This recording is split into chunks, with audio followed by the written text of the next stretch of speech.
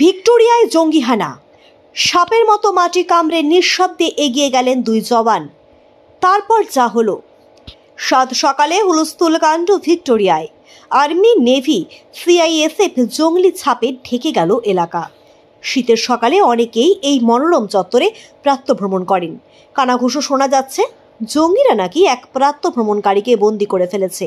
তাকে উদ্ধারেই এসেছে সেনাবাহিনী। ঘড়ির কাঁটায় সকাল 9টা। ততক্ষণে ভিক্টোরিয়া চত্বর ঘিরে ফেলেছেন জওয়ানরা। শুধুই ভারী বুটের শব্দ, যুদ্ধ ভাব। সাত সকালে এমন খবর শুনে অনেকেই পরিমরি করে এলাকা ছেড়ে দৌড়লেন। কয়েকজন কৌতূহলী অবশ্য রয়ে গেলেন, দূর থেকে ঘাপটি মেরে সেনা জঙ্গির মুখোমুখি লড়াইয়ের লাইভ দেখবেন বলে। রুদ্ধশ্বাস মুহূর্ত যাকে বলে আর কি। সাপের মতো সন্তর্পণে মাটি কামড়ে সাউথ গেট দিয়ে ভিক্টোরিয়ার মাঠে ঢুকলো সেনা। বাইরে পজিশনে সিআইএসএফ। ভেতর থেকে ওয়াকিটকের মাধ্যমে সেনা খবর পাঠালো, ভেতরে এক ভিআইপি প্রাতঃভ্রমণকারীকে ঘিরে ফেলেছে 8 জঙ্গি। কয়েক মিনিটের মধ্যে শুরু হলো অপারেশন।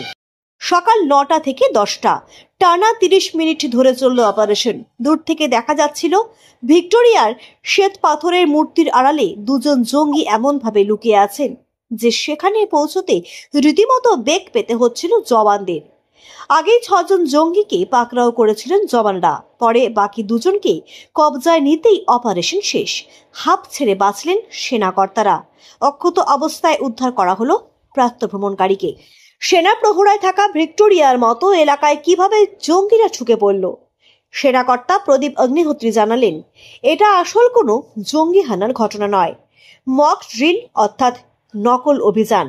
হঠাৎ করে জঙ্গি হানা ঘটলে কিভাবে মোকাবিলা করতে হবে তার মহড়ার জন্যই এই আয়োজন করা হয়েছিল।